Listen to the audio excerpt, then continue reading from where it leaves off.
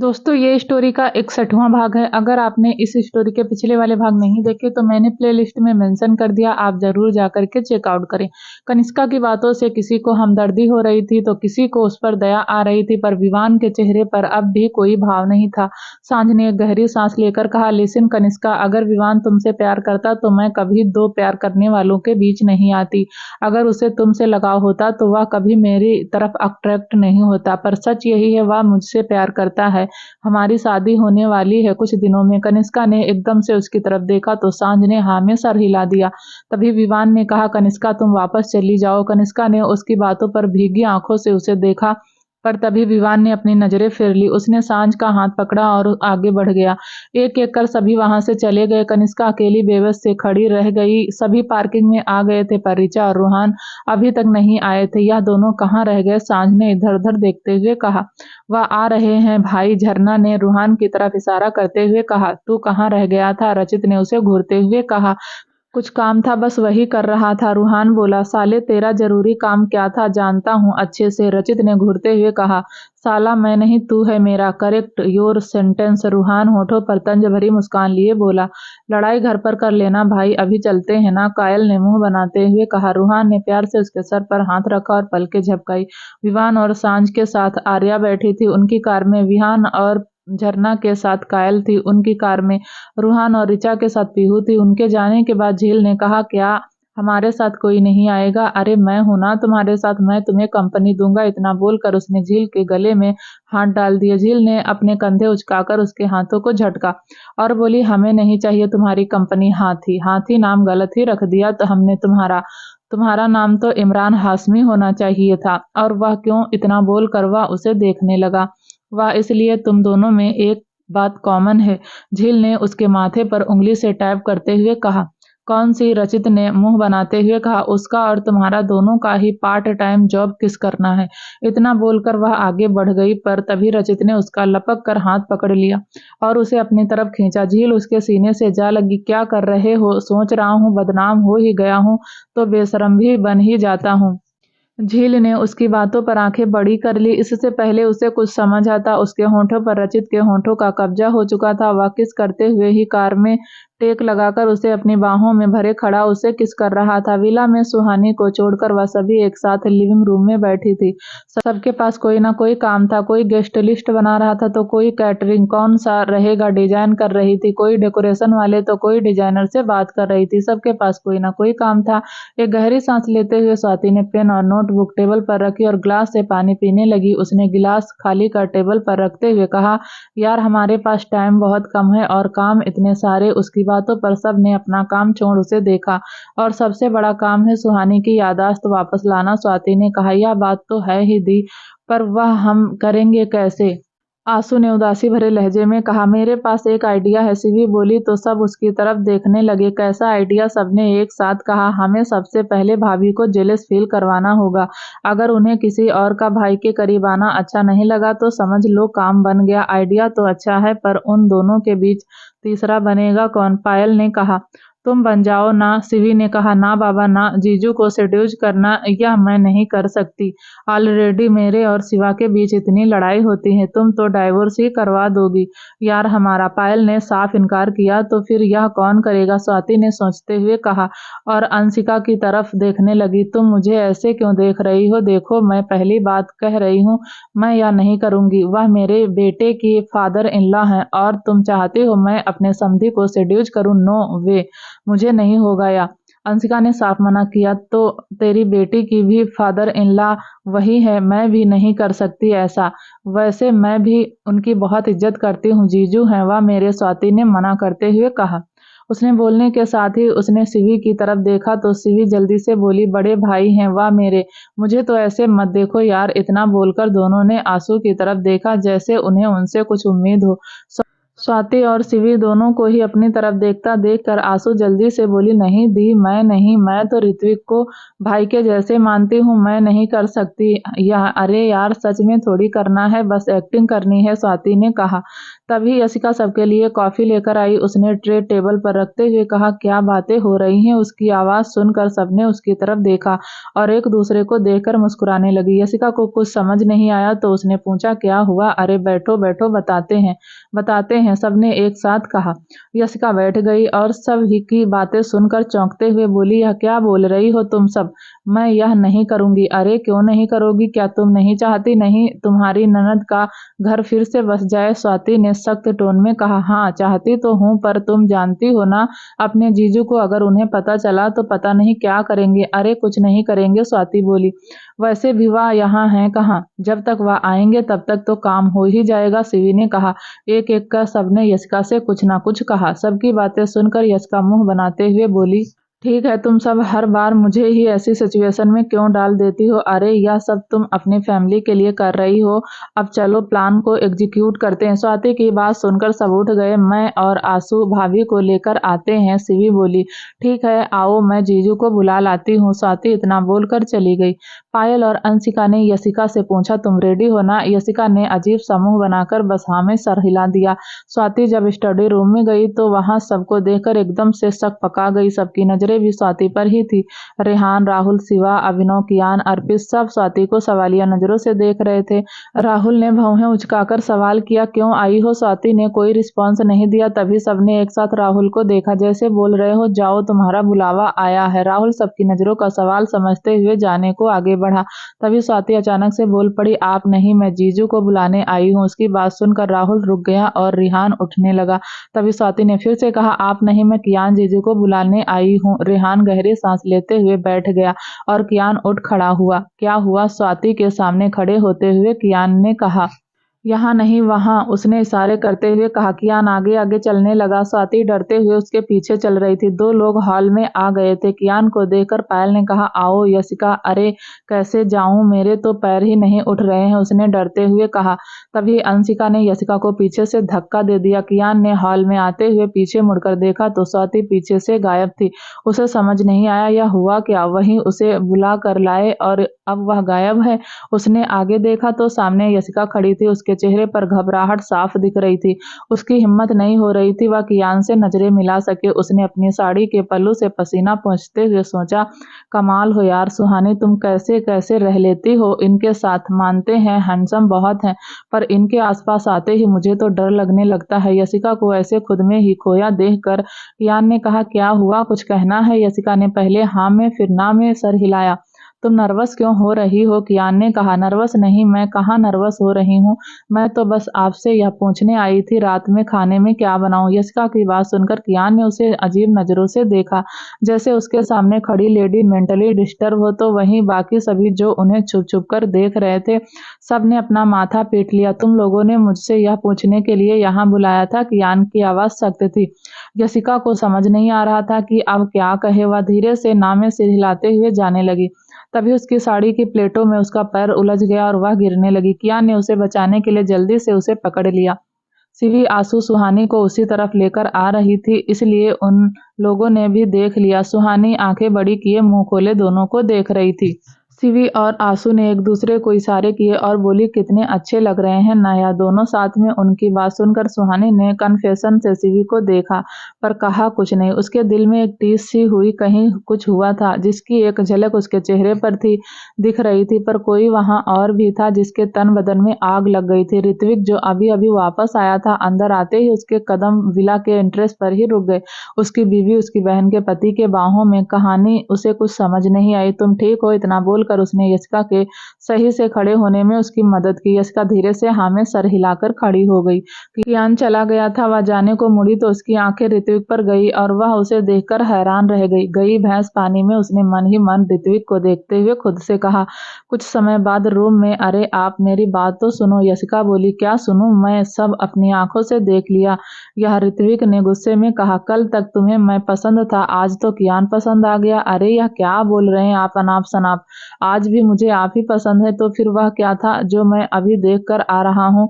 वह कुछ नहीं था, मैं गिरने वाली थी तो उन्होंने संभाल लिया। ऋत्विक यचिका की बातों का बिना कुछ जवाब दिए चला गया। वह गुस्से में जा रहा था, इसलिए उसने ध्यान नहीं दिया कि सामने कोई आ रहा है और वह दोनों ही एक पॉइंट पर टकरा गए। ऋत्विक ने जल्दी से उसका हाथ पकड़ उसे गिरने से बचा लिया। जैसे ही उसने उसका चेहरा देखा तो हैरान हो गया। ऋत्विक ने उसे संभाल कर खड़े होने में उसकी मदद की। वह खुद को संभालते हुए बोली, थैंक्स। उसकी आवाज सुनकर ऋत्विक ने उसे चौंक कर देखा। उसके मुंह से निकला सुहानी। आंखों में हैरत लिए उसने सुहानी को देखा, जो अनजान नजरों से उसे देख रही थी। हम गलती से आपसे टकरा गए, हमने देखा नहीं, हमें माफ कर दीजिए। उसने बहुत इत्मीनान से अपनी बात रखी। ऋत्विक की हैरत से बड़ी आंखों में भावनाएं उतर आई थी, आंखें पानी से डबडबा गई थी, चेहरे का रंग कुछ बदला था, दिल में किसी कोने में ठंडक का एहसास हुआ था। अंदर भरी नफरत एक बार फिर हमदर्दी और प्यार में बदली थी। आज उसकी आरू उसके सामने खड़ी थी। सुहानी के मुंह से निकले शब्दों की उसे परवाह नहीं थी। वह तो अपनी आरू को अपने सामने देखकर सब भूल गया था। उसने बिना एक पल की देरी किए उसे अपनी बाहों में समेट लिया। भावनाओं के जिस सागर को उसने अपनी आंखों में कैद कर रखा था, अब वह सारे बांध तोड़कर बह निकले थे। ऋत्विक के उसे गले लगाते ही वह कुछ ठिठक सी गई थी। उसने उससे दूर होना भी चाहा, पर एक एहसास जिसका सही मतलब भी उसे पता नहीं था, उसे रुकने के लिए मजबूर कर गया था। पता नहीं क्यों आज उसे भी तीसरी बार अपनेपन का एहसास हुआ था। उसके भी बेचैन दिल को सुकून मिल गया था। उसने आंखों को बंद किया तो एक तेज बिजली के झटका जैसा अपने दिमाग में कुछ महसूस किया। उसने एक हाथ से अपना सर थामा और ऋत्विक के कंधे पर ही सर रखे बेहोश हो गई। सुहानी को ढीला पड़ते महसूस करते ही ऋत्विक ने उसे देखा तो वह अनकॉन्शियस हो चुकी थी। ऋत्विक कुछ समझ पाता कि तभी कियान उसके पास आया। वह दोनों के पीछे ही खड़ा था और उसने सब देखा था। सुहानी के बेहोश होने से वह समझ गया था ऋत्विक से जुड़े उसके एहसासों ने उसके मन में कुछ सवाल उठाए थे, जिनके जवाब की तलाश में वह होश खो बैठी और बेहोश हो गई। उसके पास आकर सुहानी को अपनी बाहों में उठा लिया और उसके रूम की तरफ बढ़ गया। ऋत्विक खुद को उसके पीछे जाने से रोक नहीं पाया। वह उसके पीछे पीछे रूम तक गया। वह सुहानी को बेड पर लिटा ब्लैंकेट से ढक कर पीछे मुड़ा तो उसका सामना ऋत्विक से हुआ, जिसकी आंखों में सवाल ही सवाल थे और उन सवालों के जवाब वह उससे मांग रहा था। कियान ने एक नजर बेहोश पड़ी सुहानी को देखा और बिना कुछ बोले बाहर निकल गया। ऋत्विक भी उसके पीछे गया और रूम से निकलते ही बोला, तुम जानते हो मैं क्या जानना चाहता हूँ, तो फिर मुंह फेर कर क्यों जा रहे हो? मुझे बताओ यह सब क्या हो रहा है? कियान के कदम रुक गए और वह पलटते हुए बोला, see his her memory once again. What? Ritwik ने उसकी आंखों में देखते हुए हैरानी से बोला। कियान ने उसे अब तक की सारी कहानी सुनाई। गुस्सा ऋत्विक को भी बहुत आया। आखिर रुद्राक्ष उसकी बहन के साथ ऐसा कैसे कर सकता है? अगर वह उसके सामने होता तो शायद ऋत्विक उसका मुंह ही तोड़ देता। वह कैसे उसकी बहन की यादाश्त खोने का फायदा उठा सकता है? ऋत्विक को सोच में डूबा देखकर कियान बोला, तुम्हें अपना वादा तो याद है? उसका सवाल सुनकर ऋत्विक ने कुछ अजनबी अंदाज में उसे देखा। फिर अगले ही पल उसे याद आया उसने हमसे क्या कहा था, अगर वह जिंदा है और तुम उसे ढूंढ लाए तो एक बार फिर मैं उसका हाथ तुम्हारे हाथों में दूंगा। यह याद करते ही ऋत्विक ने अपना सर हाँ में हिला दिया। दूसरी तरफ दीवारों का रंग डार्क था, कुछ सुरमई जैसा। वह दीवारें पत्थर की बनी थी। वह छोटी सी कोठरी थी जिसकी 3 दीवारें पत्थर की बनी थी और आगे की दीवार मोटे मोटे काले पेंट वाले लोहे की छड़ों की बनी थी। अंधकार से भी ज्यादा अंधेरा उस कोठरी में था। तभी हीरे के समान चमचमाती रोशनी उस कोठरी के बीच में पड़ी। शायद बादल हट गए थे, इसलिए सूरज का प्रकाश चारों ओर फैल रहा था। रोशनी पड़ते ही एक काली चादर दिखी थी जिसके ऊपर सफेद रंग की पतली पतली लाइनें थी। उस चादर को ओढ़े एक शख्स बैठा था जिसका चेहरा नीचे की तरफ झुका था। लंबे लंबे बाल साइड से लटके झूल रहे थे। बाल के साथ साथ उसकी दाढ़ी, जो बालों की तरह ही लंबी थी, वह भी लटकी झूल रही थी। तभी एक हवलदार जो उस वक्त अपनी ड्यूटी पर था, उसने हाथ में पकड़े डंडे को लोहे की सलाखों पर बजाई तो उसने झुककर सर को उठाकर उस हवलदार को देखा। तभी उसका वह भयानक रूप दिखा। उसकी आंखें खौफनाक थी, पर इतनी डरावनी कि देखने वाले दहशत से कांप उठे। वह हवलदार भी कुछ सहमा था उसका वह रूप देखकर।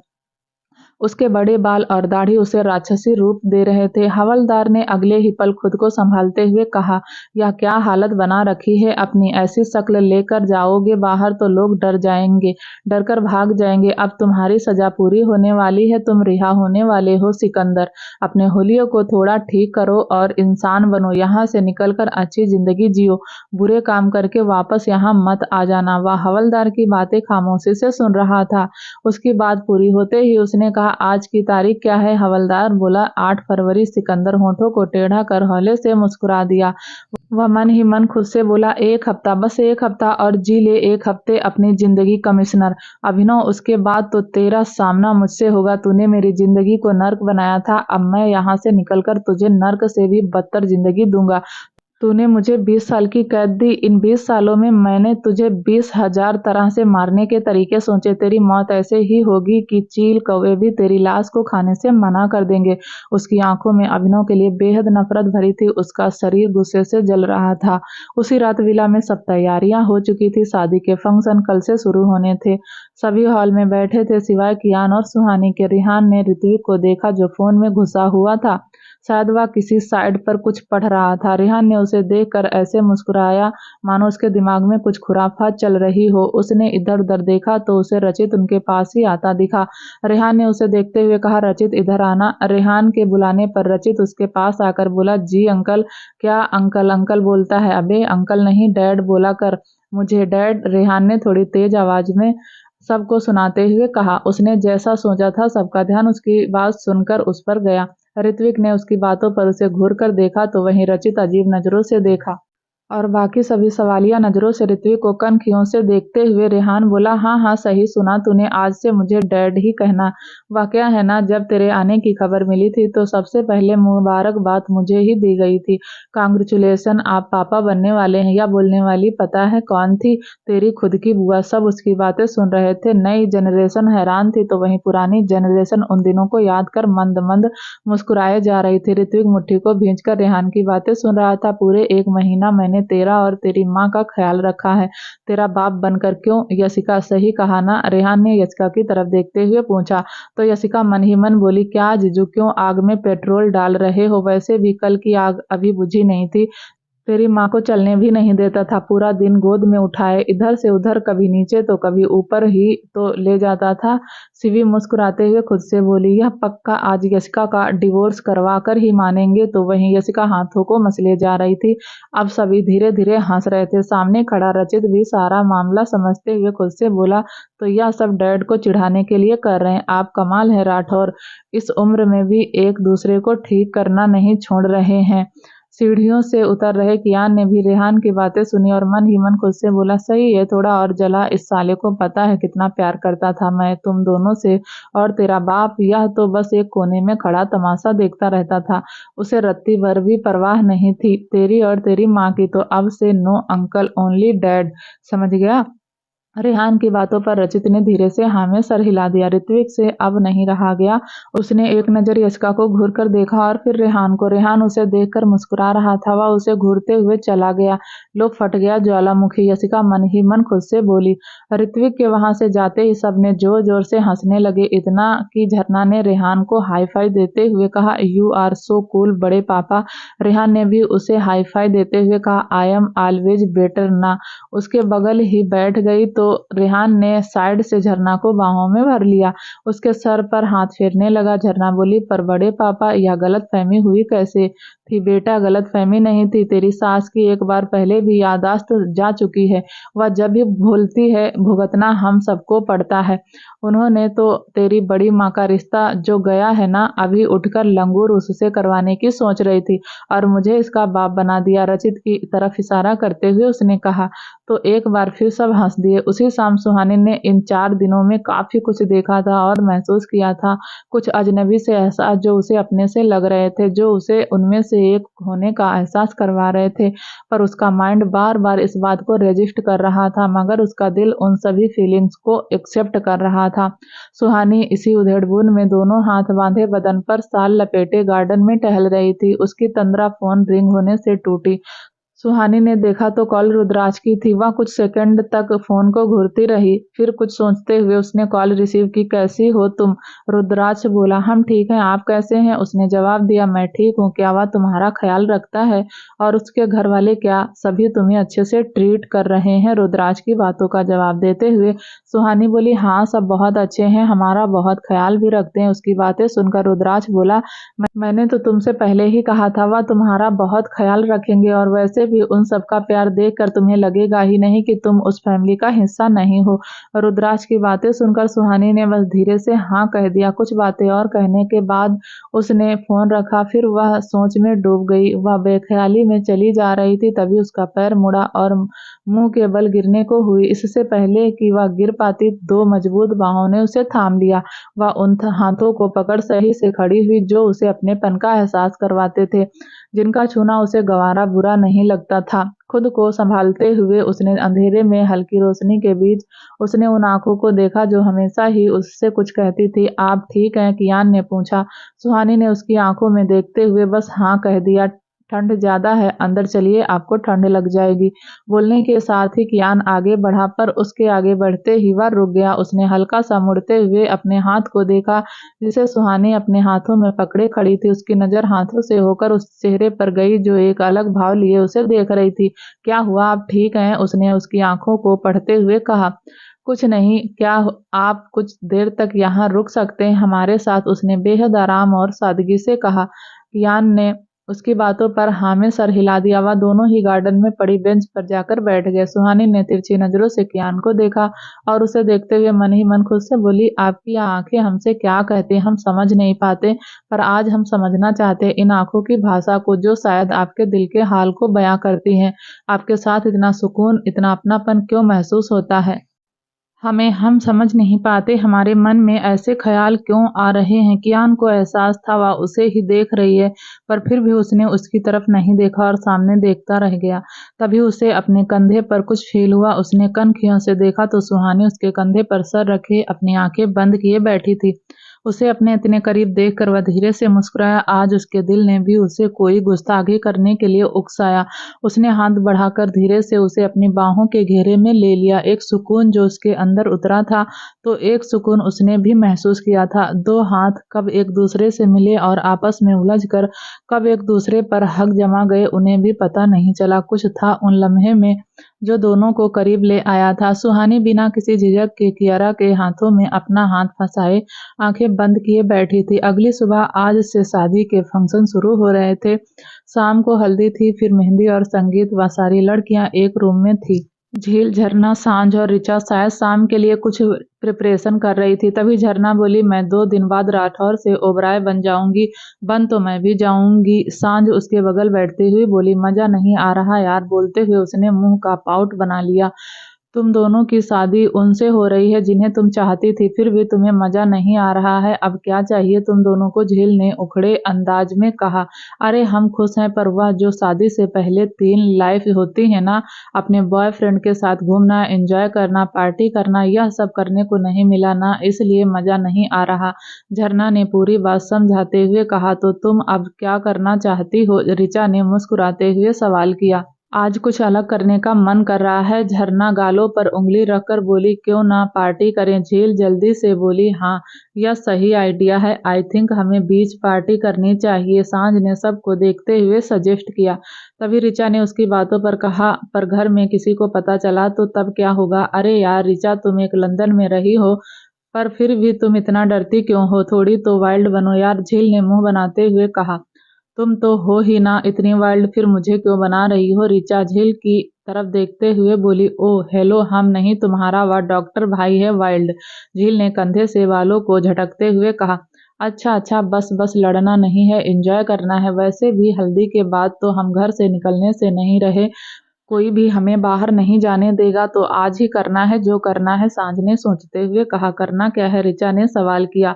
पार्टी यार, अभी तो बताया, झरना ने झुंझलाते हुए कहा। पेरिस में आज पूरा 1 हफ्ता बीत गया था। राघव का दिया गया समय भी खत्म हो गया था। जब कियारा और श्रवण राघव से मिलने नहीं गए तो उसने अपने आदमियों को भेजकर उन्हें अपने घर ही बुलवा लिया। अभी कियारा और श्रवण दोनों के ही चेहरे पर तनाव था। राघव के सामने बैठे थे और राघव उन्हें घूर रहा था। वह उनके सामने ऐसे बैठा था जैसे वह वहां का राजा हो। तो क्या सोचा आप लोगों ने मेरी और किया की शादी के बारे में? उसने वहां फैली खामोशी को तोड़ते हुए कहा। इस सवाल का जवाब वह देना नहीं चाहते थे, पर वह मजबूर थे, उन्हें कुछ तो जवाब देना ही था। कियारा ने एक नजर श्रवण को देखा और बोली, राघव आई होप कि तुम हमें समझोगे। किया बहुत छोटी है शादी के लिए, उसके कुछ अपने सपने हैं जिन्हें वह पूरा करना चाहती है। ऐसे में अगर उसकी शादी हो गई तो वह शादी के बंधन में उलझकर रह जाएगी। कियारा की बातों पर राघव धीरे से मुस्कुराया और बोला, सासू माँ, शायद आप भूल गई मैंने आप लोगों से क्या कहा था। चलो कोई बात नहीं, मैं फिर से याद करवा देता हूँ। आपको जितना टाइम सोचना सोच लो, पर आंसर हाँ होना चाहिए। राघव की बातें सुनकर कियारा और श्रवण एक दूसरे को देखने लगे। श्रवण ने आंखों से उसे इशारे कर शांत रहने के लिए कहा और राघव की तरफ देखते हुए बोला, राघव, अभी उसने इतना ही कहा था कि तभी राघव ने उसे बीच में ही रोकते हुए कहा, ससुर जी और सासू माँ, आप दोनों मुझे मजबूर कर रहे हैं वह करने के लिए जो मैं नहीं करना चाहता। जब हम दोनों राजी हैं तो आप दोनों को क्या प्रॉब्लम है? चुपचाप हमें सदा सुखी रहने का आशीर्वाद नहीं दे सकते? मेरी लव स्टोरी में विलेन का रोल क्यों कर रहे हो? अरे विलेन मैं हूँ इस कहानी का, आप नहीं। आप लोग तो शरीफ लोग हैं, तो शराफत दिखाइए अपनी और इस शादी के लिए हाँ कर दीजिए। अपनी बात पूरी कर वह हंसने लगा, तो वहीं राघव का यह रूप देखकर वह दोनों ही डर गए। इंडिया में जुहू बीच मुंबई। झरना ने एक बहुत खूबसूरत सा ड्रेस पहना हुआ था जिसका रंग सफेद और हल्का नीला था। सफेद रंग की टॉप और हल्के नीले रंग की स्कर्ट थी। उसकी आंखों पर बड़े से फ्रेम वाला चश्मा लगा था जो उस ड्रेस में काफी ज्यादा हॉट लग रही थी। सांझ ने भी सेम ड्रेस पहना हुआ था, बस उसका कलर येलो था। झील की ड्रेस का कलर ग्रीन था, उस पर फ्लावर प्रिंट थे। झील से ही मैचिंग का ड्रेस रिचा ने पहना हुआ था, बस उसका कलर पर्पल था। तभी वहां पर 4 कारें आकर एक साथ रुकी। उन चारों ने एक दूसरे को देखा। वह एक दूसरे को ऐसे देख रहे थे मानो बोल रहे हों, जब सबको यहीं आना था तो सब साथ ही आ जाते। वह सभी पार्किंग से निकलकर बीच पर आ गए। वहां का माहौल रंगीन था। गर्ल्स की वार्निंग पर उन सभी नॉर्मल कपड़े पहने हुए थे जिनका रंग लाइट था। उन सभी की आंखों पर हल्के रंग के चश्मे चढ़े थे। उन्होंने अपनी खूबसूरत आंखों से कहा, वहां के माहौल का जायजा लिया। 2 पीस और 1 पीस में सारी लड़कियां बहुत खूबसूरत लग रही थी। उनके हाथ में वाइन का ग्लास था। वह सभी म्यूजिक पर झूम रही थी। उनकी आंखें अपनी वाली को तलाश रही थी जो उस भीड़ में कहीं गुम थी। तू यहाँ आ रहा था, बताया क्यों नहीं, साथ आ जाते। रचित बिना रूहान की तरफ देखे उससे पूछा तो रूहान भी उसकी तरफ बिना देखे उसकी बातों पर बोला, हाँ मुझे तो सपना आ रहा था तू भी यहाँ आ रहा है। रचित ने उसकी बातों पर उसे घूरा। विहान और विवान दोनों ने एक दूसरे को देखा। तभी वहां कुछ लड़कियां आई और जबरदस्ती उनका हाथ पकड़ उन्हें अपने साथ ले जाने लगी। वहां इतनी भीड़ थी कि वह चारों ही एक दूसरे से अलग अलग हो गए थे। वह सभी जबरदस्ती उनसे चिपक चिपक कर डांस कर रही थी। एक लड़की जिसने विवान के गले में अपनी बाहें डाली हुई थी और विवान उसे से दूर होने की कोशिश में लगा था, तभी उसके कंधे पर पीछे से किसी ने हाथ रखा तो वह पलट कर उसे देखने लगी। वह सांझ थी। उसके इशारे करने पर वह लड़की उससे दूर हो गई। सांझ ने उसके गले में अपनी बाहें डालकर कहा, तो कैसा लग रहा है तुम्हें यहाँ आकर? तुमने मुझे यहाँ क्यों बुलाया? पूजा करने के लिए? अरे सब यहाँ कितना एंजॉय कर रहे हैं, हम भी वही करने आए हैं, सांझ ने चिढ़ते हुए कहा। तो विवान ने उसकी कमर को पकड़ते हुए कहा, तो तुम्हें एंजॉय करना है? सांझ ने उसके ऐसे कहने पर उसकी आंखों में देखते हुए हाँ में सर हिला दिया। उधर झरना ने भी विहान को ढूंढ लिया था। तुम्हें पार्टी करने की कोई और जगह नहीं मिली? विहान ने उसकी आंखों में देखकर कहा, हमें समझ नहीं आता हम तुम्हें अपने जैसा कैसे बनाए, कितने बोरिंग इंसान हो तुम।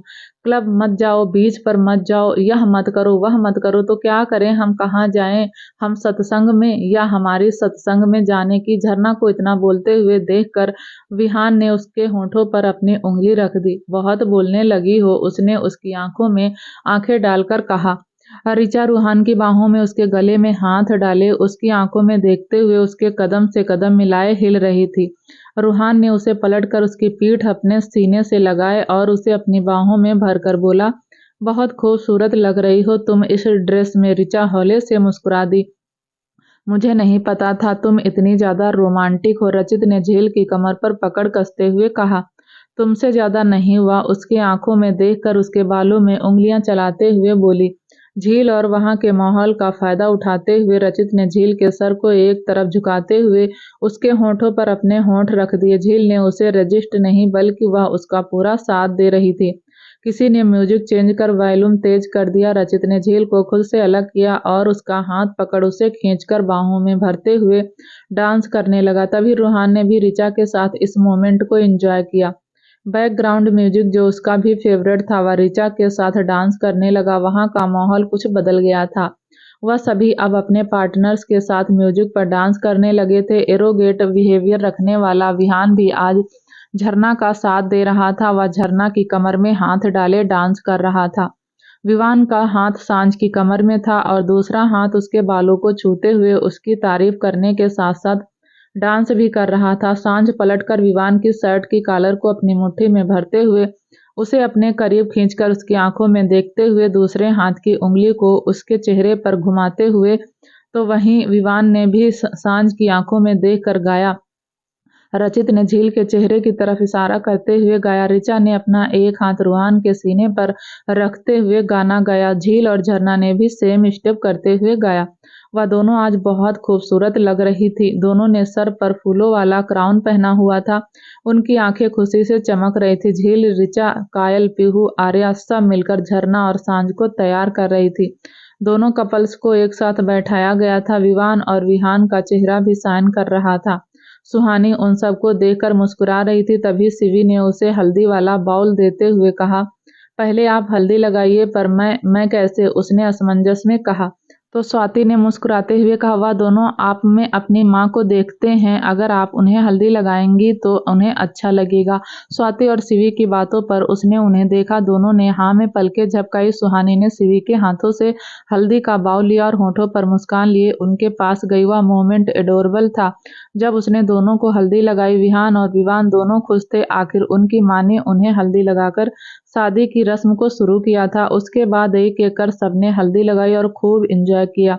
सुहानी हाथों में लगी हल्दी को देखते हुए वॉशरूम की तरफ जा रही थी। तभी उसके पैर के नीचे ना देखकर चलने की वजह से लड़खड़ा गए। वह गिरने को हुई तो तभी किसी ने उसकी बाह पकड़ ली। सुहानी ने देखा उसके दोनों हाथ कियान की चेस्ट पर थे। उसने हाथ हटाया तो उसकी सफेद शर्ट पर उसके हाथों की छाप लग चुकी थी। तुम ठीक हो? कियान ने उसे देखते हुए कहा। हाँ, पर आपकी शर्ट, उसने उदासी के भाव से कहा। बोलते हुए उसकी आवाज स्लो हो गई थी। कियान ने उसकी बातों पर अपनी शर्ट देखी जहां उसके होठों की छाप थी। वह धीरे से मुस्कुराया। यह साफ हो जाएगा, तुम इसकी परवाह मत करो, मैं दूसरी पहन लेता हूँ। कियान की बातों पर उसने जल्दी से कहा, नहीं, आप इसे अभी उतारो, हम इसे साफ कर देते हैं वरना दाग लग जाएगा। इट्स ओके, मैं दूसरी पहन लूंगा, कियान ने उसे समझाते हुए कहा। नहीं, आप इतनी अच्छी शर्ट कैसे खराब होने दे सकते हैं? आप लाइए, दीजिए, हम साफ इसे कर देते हैं। उसने कियान के सामने हाथ फैला दिए। उसे इस तरह परेशान होते देखकर कियान ने कहा, अच्छा अच्छा, मैं देता हूँ। इतना बोलकर वह अपने रूम में आ गया और अपनी शर्ट के बटन खोलने लगा। सुहानी भी उसके पीछे पीछे रूम में आ गई थी। कियान ने शर्ट निकालकर सुहानी की तरफ बढ़ा दी पर सुहानी ने कोई रिएक्ट नहीं किया। वह कियान को देख रही थी। आज भी उसकी मस्कुलर चेस्ट थी जो पहले के मुकाबले 3-4 इंच ज्यादा और मस्कुलर थी। उसके बाइसेप्स पहले से भी ज्यादा फूले हुए और स्ट्रॉन्ग दिख रहे थे। 6 पैक की जगह 8 पैक्स थे। उसने उसे देखते हुए एक घूंट अंदर लिया। उसे कुछ महसूस हुआ। उसने अपने हाथों की मुट्ठी बनाई, एक गहरी सांस ली। इस दौरान उसने एक बार भी पलकें नहीं झपकाई थी। कियान ने धीरे से सर हिलाकर मन ही मन सोचा, इस लड़की का कुछ नहीं हो सकता। यह आज भी पहले जैसी ही है। उसे अपने आप पर प्राउड फील हो रहा था।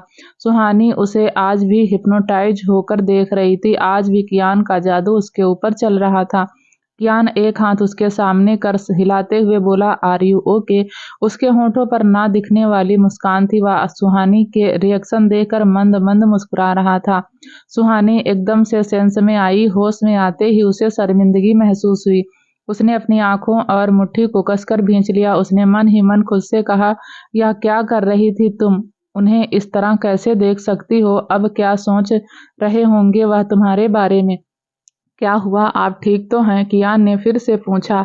हाँ जी, वह हम सब ठीक हैं। उसके चेहरे और बातें दोनों से ही नर्वसनेस बयां हो रही थी। यह आपको चाहिए था, उसने शर्ट की तरफ इशारा करते हुए कहा। सुहानी ने जल्दी से उसके हाथ से शर्ट लेकर कहा, हाँ, हम इसे वॉश करके आते हैं। इतना बोलकर वह कियान के रूम के ही बाथरूम में घुस गई। एक बार फिर कियान ने मुस्कुराते हुए सर हिलाया। वह कबर्ड की तरफ बढ़ गया। उसने कबर्ड खोलकर अपनी शर्ट ढूंढने लगा। तभी उसने वहीं ढेरों फ्रेम में से एक फ्रेम उठा लिया। वह उसे देखते हुए स्माइल कर रहा था। यह फ्रेम सुहानी और उसकी फोटो की थी। सुहानी ने अपने मुंह पर पानी के छींटे मारे और खुद को आईने में देखा। उसका चेहरा अभी भी लाल था। या क्या हो गया था हमें उन्हें देखकर? हम इस तरह कैसे देख सकते हैं? यह गलत है। पर हमें गलत लगा क्यों नहीं? क्यों उनके सामने आ जाने से हम उनमें ही खो जाते हैं? क्यों हमें उन्हें देखना अच्छा लगता है? उसने 2-3 बार और अपने मुंह पर पानी के छींटे मारी और मुंह पोंछकर बाहर आई।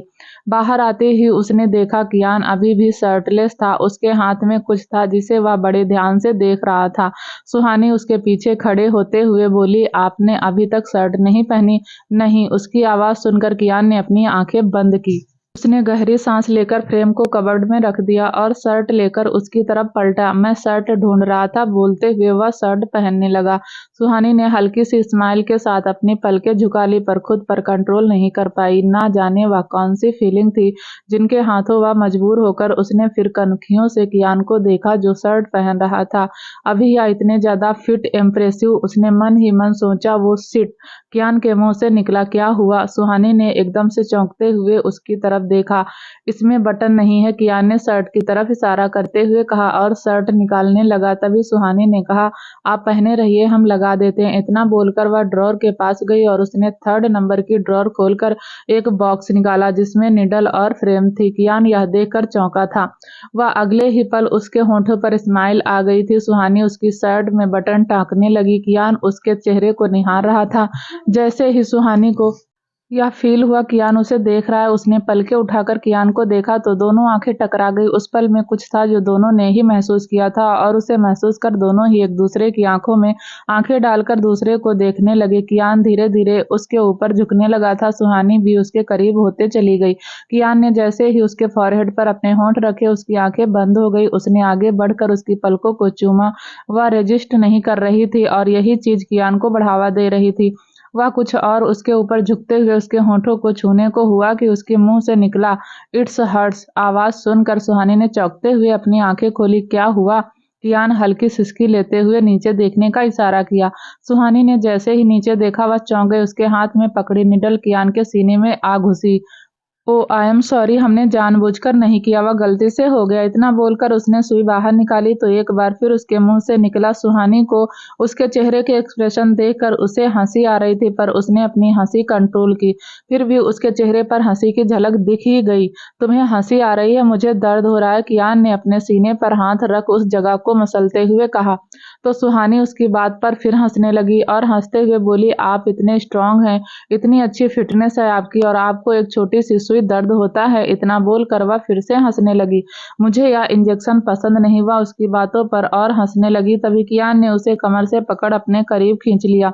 सुहानी की हंसी एक पल में गायब हो गई। वह अब डरी सहमी नजरों से कियान की आंखों में देख रही थी। आप यह क्या कर रहे हैं? उसने नजरें चुराते हुए कहा। कुछ नहीं, बस तुम्हें देख रहा हूँ। तुम हंसते हुए कितनी खूबसूरत लगती हो, कियान ने उसके ऊपर नजरें गड़ाए हुए ही कहा। कियान ने जैसे ही यह कहा उसने झुकी पलकों को उठाकर देखा। सुहानी को एहसास हुआ कि वह उसके कितने करीब है। उसे थोड़ी देर पहले कियान की बातें याद आई। उसे कुछ अजीब लगा और वह एकदम से कियान को धक्का देकर उससे दूर हुई। वह जाने लगी तो कियान ने अचानक कहा, आपको कैसे पता 3rd वाली ड्रॉर में नीडल है? या तो सिर्फ मेरी वाइफ को ही पता होता था? कियान की बात सुनकर सुहानी ने उसे पलटकर देखा। उसकी आंखों में आंसू भर आए थे। कुछ अजीब हलचल उसके सर में होने लगी थी। उसने एक हाथ और उसके दूसरे हाथ से भी अपना सर थाम लिया। उसकी आंखें बंद हुई तो आंसू की बूंदें उसके गालों पर लुढ़क आई। इससे पहले कि वह नीचे गिरती, कियान ने उसे अपनी बाहों में थाम लिया। पेरिस में कियारा और श्रवण दोनों ही राघव की बातें सुनकर सहम गए थे। उन्हें समझ आ गया था राघव ऐसे नहीं मानेगा। राघव कियारा ने फिर से उसका नाम पुकारा तो राघव बिना किसी भाव के बोला, मैं जानता हूँ किया, तुम दोनों की बेटी नहीं है। कियारा और श्रवण दोनों चौंक उठे। वह हैरानी से उसे देख रहे थे। क्या हुआ? शौक लगा यह जानकर कि मुझे कैसे पता? बोलते हुए वह आगे की तरफ झुका और झुकते हुए बोला, मैं तो उसके असली बाप को भी जानता हूँ। अपनी बात पूरी कर होठों को टेढ़ा कर धीरे से मुस्कुराया और वापस पोजीशन चेंज कर ली। कियारा और श्रवण दोनों ने हैरानी से एक दूसरे को देखा। उन्हें अभी भी यकीन नहीं हो रहा था कि राघव को यह सब कैसे पता चला। वह दोनों अच्छे से जानते थे कि यह सच किसी और को नहीं पता सिवाय उनके। उन्होंने एक बार फिर सवालिया नजरों से राघव को देखा तो राघव ने दोनों को देखकर होठों को टेढ़ा कर बोला, मैं सब जानता हूँ। उसकी बातें सुनकर कियारा थोड़े गुस्से में बोली, राघव, वह मेरी बेटी है, उसे मैंने अपने अंदर 9 महीने रखा है। मैं हूँ उसकी माँ। अच्छा, आप उसकी माँ हैं, इसका मतलब उसके असली बाप के साथ आपके नाजायज संबंध रहे होंगे। राघव की बातें सच में जहरीली थी। वो इतना बोलकर मुस्कुराने लगा था कि तभी श्रवण ने चीखते हुए कहा, राघव, चिल्लाइए मत अंकल, आपका बीपी हाई हो जाएगा। उसके होठों पर अभी भी तंज भरी मुस्कान थी, जैसे दोनों का मजाक उड़ा रहा हो। उन दोनों ने एक दूसरे को देखा और शांत हो गए। उन्हें अभी भी यकीन नहीं हो रहा था आखिर राघव को यह सच कैसे पता चला। तो वहीं राघव को यह समझ नहीं आ रहा था कि यह कैसे पॉसिबल है। कियान के बारे में उसने बहुत सुना था। कियान ने कभी भी सुहानी के अलावा किसी और को नहीं चाहा। फिर यह कैसे पॉसिबल था कि उसके बच्चे की माँ कियारा, आखिर कैसे कैसे उसका बच्चा कियारा के अंदर हो सकता है। तुम क्या चाहते हो? श्रवण ने उदासी भरे भाव से पूछा। एक अच्छे पिता की तरह अपनी बेटी की मुझसे शादी करो और उसे सदा सुहागन रहने का आशीर्वाद दो। अगर तुम ऐसा करते हो तो किया के असली पेरेंट्स को कभी यह सच पता नहीं चलेगा और ना ही किया को। इतना बोलकर वह अपनी जगह से उठ खड़ा हुआ और पैंट की जेब में हाथ डालते हुए बोला, पर अगर यह शादी नहीं हुई तो वह भी तुम्हारे पास नहीं रहेगी। राघव की धमकी काम कर गई थी। कियारा और श्रवण दोनों के चेहरे पर डर को वह देख रहा था। कियारा और श्रवण दोनों ने एक दूसरे को देखा और श्रवण बोला, ठीक है, हम इस शादी के लिए तैयार हैं। उनकी बात सुनकर राघव खुश हो गया, पर अगले ही पल अपने शैतानी रूप में आकर बोला, ध्यान रहे, अगर किया को कुछ भी बताया तो मैं उसे नहीं छोड़ूंगा। उसे तुम दोनों की आंखों के सामने मार दूंगा। अब यह तुम दोनों को सोचना है, अपनी बेटी को डोली में विदा करना या अर्थी पर। राका को विला में जाने की परमिशन नहीं थी। वह गार्ड्स के साथ गेस्ट हाउस में रह रहा था। गार्ड्स की निगरानी में उसे भेजा तो यहाँ रुद्राक्ष ने सुहानी और बाकी सभी पर नजर रखने के लिए था। उसे कियान और बाकी सभी से दूरी बनाकर रहने के लिए कहा गया था। पर राका को विला के अंदर घुसने की परमिशन कियान ने नहीं दी थी, इसलिए मजबूरी में राका को गेस्ट हाउस में ही रहना पड़ रहा था। पर उसने अपने कॉन्टेक्ट इस्तेमाल कर काफी सारी जानकारी इकट्ठा कर ली थी। जो काम उसे रुद्राक्ष ने सौंपा था, राका ने ऑलमोस्ट सभी काम कर लिए थे और उसने बड़ी ही चालाकी से गैदर की हुई इन्फॉर्मेशन को रुद्राक्ष को मेल कर दिया था। रुद्राक्ष राका का मेल देखकर खुश हो गया था। उसने मेल ओपन किया और देखा उस मेल में सारी इन्फॉर्मेशन राणा परिवार की थी। यह एक राजपुताना परिवार था और इस पीढ़ी में कई राजा थे जो सालों से मेवाड़ उदयपुर पर राज करते हुए आ रहे थे। उस परिवार का बड़ा बेटा ही राजा बनता था। हर्षवर्धन राणा उस पीढ़ी के 5वें राजा थे। उन्होंने अपने राज्य और परिवार के लिए बहुत कुछ किया था। दुश्मनों से अपने राज्य को बचाना और साथ ही अपने परिवार की रक्षा करना, उन्होंने दोनों ही जिम्मेदारी बखूबी निभाई थी। हर्षवर्धन कायरो ओबराय के अच्छे दोस्त हुआ करते थे। उन्होंने ग्रेजुएशन एक साथ की थी और दोनों की काफी अच्छी दोस्ती भी थी। हर्षवर्धन के 3 बच्चे थे। सबसे बड़ा उसका बेटा अभिराज और छोटा बेटा अरंजय और एक बेटी जिससे उसने अपने सारे रिश्ते तोड़ दिए थे। उसकी एक भूल की वजह से उसे हमेशा के लिए अपनी जिंदगी और राज्य से निकाल दिया गया था। अभिराज की पत्नी चित्रलेखा, उन दोनों के 2 बच्चे थे, बड़ा बेटा अर्जुन और एक बेटी चित्रा और लावण्या। दोनों की ही एक बेटी थी लक्षिता। परिवार की परंपरा के हिसाब से अगली पीढ़ी का राजा परिवार का बड़ा बेटा कुंवर अर्जुन को ही अभिराज के बाद राजा बनना था। अर्जुन के 25 साल पूरे होते ही एक विशेष पूजा के बाद उसे राजगद्दी सौंपी जानी थी, जिसकी तारीख अब बहुत करीब थी। रुद्राक्ष ने पढ़ते हुए स्क्रॉल डाउन किया तो उसे नीचे कुछ और इन्फॉर्मेशन मिली। झालावाड़ के राजा अभिमान सिंह रजावत चंद्रभान सिंह रजावत के बड़े बेटे थे, जो कि अभिराज का सबसे बड़ा दुश्मन था। सालों पहले हुए अपमान का बदला लेने के लिए उसने उसके राज्य को ही हथियाना चाहा था। इसके लिए वह अभिराज और अर्जुन को मरवाना चाहता था ताकि उसे राजगद्दी आसानी से मिल सके। जब अभिमान को पता चला अभिराज दिल्ली में है तो उसने उसे मरवाने की कोशिश की और कॉन्ट्रैक्ट किलर को भेजा, जो उसे मारने में नाकामयाब रहा, क्योंकि आइडेंटिटी चेंज करने की वजह से हमला अभिराज की जगह कियान पर हुआ था। और रुद्राक्ष मुस्कुराकर होठों को टेढ़ा कर बोला, वह कियान तेरे तो दोस्त भी उतने और उनके दुश्मन भी उतने। अपनी दोस्ती का अच्छा फायदा उठाकर तू मेरी नजरों से तो बचने में सालों तक कामयाब रहा, पर अब नहीं। उसने एक मेल टाइप किया और सेंड कर दिया। इधर जब राका को रुद्राज का मेल मिला तो उसने सबकी नजरों से बचकर उस मेल को पढ़ा। मेरी मीटिंग फिक्स करो अभिमान सिंह राजावत के साथ। और रुद्राज अभिमान से क्यों मिलना चाहता है, उसने मेल पढ़कर खुद से कहा। शादी का माहौल था तो सभी विला में एक साथ रह रहे थे। अभिनव इधर से उधर अपने रूम में चक्कर लगा रहा था कि तभी अंशिका ने अंदर आते हुए कहा, क्या हुआ, आप कुछ परेशान लग रहे हैं। अंशिका की आवाज सुनकर वह चौंका था। नहीं नहीं, मैं परेशान नहीं हूँ, बस थोड़ी सी चिंता है। बेटी का बाप हूँ, बस उसकी शादी अच्छे से हो जाए। अभिनव ने अपने चेहरे पर आई परेशानी को छुपाते हुए कहा। हमारी बेटी की शादी विवान से हो रही है और वह किसका बेटा है या तो आप अच्छे से जानते हैं। आपके लिए तो जीजू सब हैं, आपके बड़े भाई, दोस्त, पिता, सब। आप तो उनमें सबको देखते हैं और उनकी बड़ी बहू हमारी बेटी बनेगी तो चिंता कैसी। हमें खुश होना चाहिए कि हमारी बेटी को उनकी बहू बनने का सौभाग्य मिला। अंशिका ने बोलते हुए अभिनव के कंधे पर सर टिका दिया था और उसके कंधे पर सर रखे हुए ही बोले जा रही थी। अभिनव उसकी बातें तो सुन रहा था, साथ ही वह अपने दोनों हाथों को मसल रहा था। अच्छा, अब ज्यादा मत सोचिए और चलिए नीचे, फंक्शन शुरू हो गया है, सब हमारा इंतजार कर रहे हैं। अंशिका अपनी बात पूरी कर चली गई। अंशिका के जाते ही अभिनव ने अपना फोन निकाला और किसी को कॉल किया।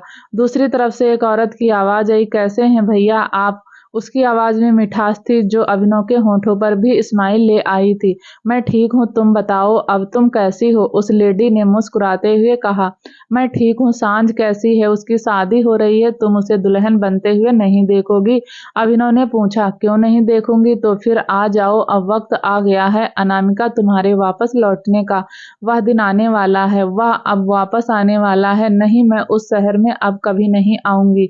मैंने उस शहर से सारे रिश्ते तोड़ दिए और उससे भी मेरा अब कोई रिश्ता नहीं रहा।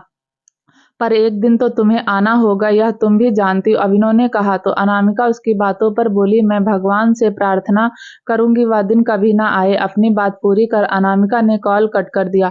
अभिनव ने गुस्से में फोन को मुट्ठी में भींच लिया। वह रूम से निकला तो अक्षत कॉरिडोर में दिखा। अभिनव उसके पास गया और बोला, अक्षत जी, मामा जी, तुमने फंक्शन के वीडियोज बनाए हैं। जी बनाए हैं, उसे अपनी माँ को भेज देना, वह देखना चाहती है सांझ को। ओके। अक्षत से बात करने के बाद अभिनव नीचे चला गया। चारों तरफ चमक धमक फैली हुई थी। तकरार करने वाले लोगों में प्यार की शुरुआत हो गई थी। कुछ लोग गाजी तो कुछ लोग घूम घूम कर ओबराय विला को देख रहे थे तो वहीं कुछ लोग एंजॉय करने में लगे थे। इसी बीच कुछ आंखों के इशारों से ही बातें कर रहे थे। गौतम, पीहू, आर्या और अक्षत, इनकी इशारेबाजी या खूब चल रही थी।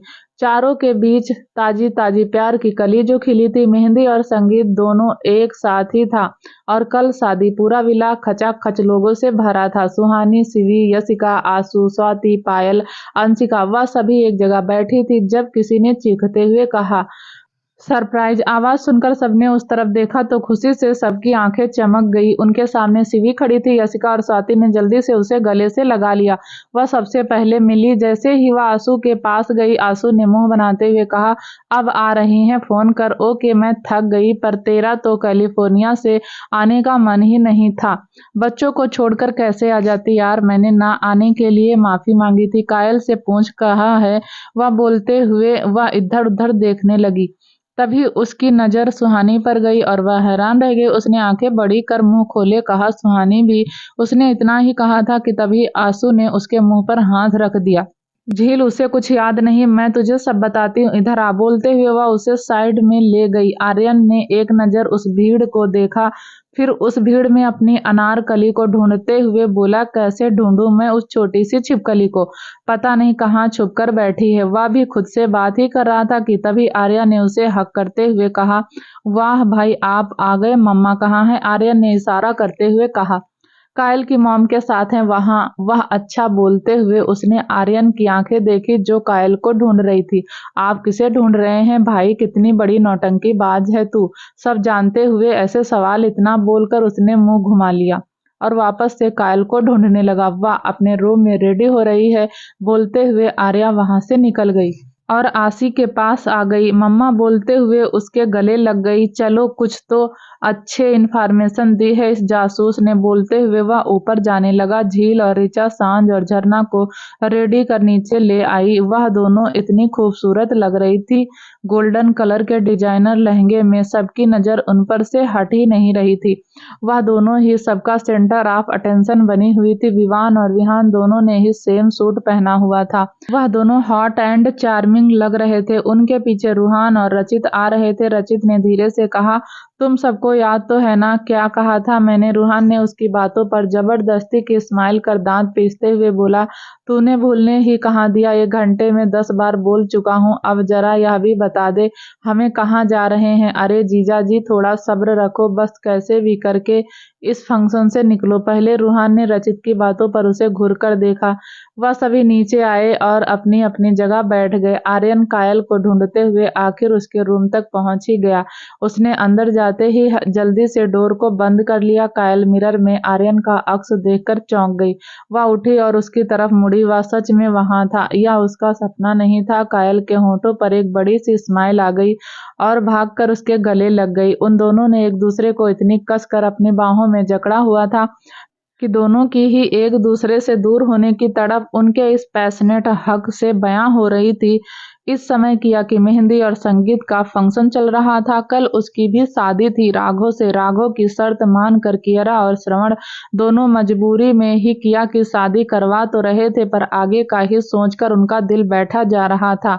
किया के होठों पर स्माइल थी। टीना उसके बगल बैठी मेहंदी का डिजाइन देख रही थी। उसके होठों पर तो स्माइल थी, पर उसका दिल वह बेचैन था। उसे अजीब सी फीलिंग आ रही थी जिसे शब्दों में बयां कर पाना उसके लिए मुश्किल था। वह मन ही मन खुद से बोली, हमें क्या हो रहा है? हम राघव को पसंद करने लगे हैं, फिर भी हमें इतना अजीब क्यों लग रहा है? हम खुश क्यों नहीं हैं? वह खुद से ही बात कर रही थी। तभी टीना चीखते हुए बोली, यह क्या किया तुमने? अंधी हो क्या? देखकर डिजाइन नहीं बना सकती? टीना को गुस्सा करते देखकर किया बोली, क्या हुआ? तू इतना क्यों गुस्सा कर रही है? गुस्सा नहीं करूं तो और क्या करूं यार? इसे तेरे मेहंदी के डिजाइन में आर बनाने के लिए कहा था और इस बेवकूफ ने देख कैसा आर बनाया है। यह आर कम ए ज्यादा लग रहा है। टीना ने मुंह बनाते हुए कहा। किया अपना हाथ देखने लगी। वह आर ए बन गया था। उसने देखकर एक गहरी सांस ली और बोली, छोड़ ना यार, हो गया होगा, उससे गलती से क्या फर्क पड़ता है, ए हो या आर? वह बोली, ओ हेलो, राघव के नाम का फर्स्ट लेटर आर है ना? कि टीना ने मुंह बनाते हुए कहा। तो किया झुंझलाकर बोली, हम एक काम करते हैं, पूरी एबीसीडी ही लिखवा लेते हैं। अपने हाथ पर किसने कहा था तुझे यह सब करने के लिए? तू ना उससे आर लिखवाती नायाब बनता। क्या होगा आगे जानने के लिए प्लीज दोस्तों चैनल को लाइक शेयर सब्सक्राइब जरूर करें, ताकि जब भी वीडियो डालें आपको नोटिफिकेशन तुरंत मिले। तब तक के लिए नमस्कार, धन्यवाद।